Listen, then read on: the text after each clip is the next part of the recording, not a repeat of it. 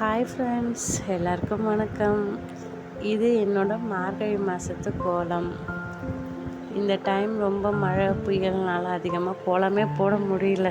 கோலம் போட்டாலும் நிற்கவும் இல்லை தண்ணியில். ஸோ இது லாங் டைமுக்கு அப்புறம் போட்டதால் சரி ஒரு வீடியோ போடலான்ட்டு ஒரு ஐடியா.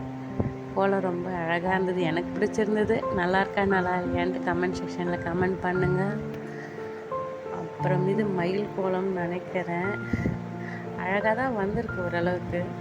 அப்புறம் இப்போ வரப்போகிறது, நான் கொஞ்சம் லேட்டாக தான் போஸ்ட் பண்ணியிருக்கேன். இது என்னோடய கிறிஸ்மஸ் கோலம். கிறிஸ்மஸ் அன்றைக்கி போட்டோம். கிறிஸ்மஸ் அன்றைக்கி நல்ல மழை வந்தது.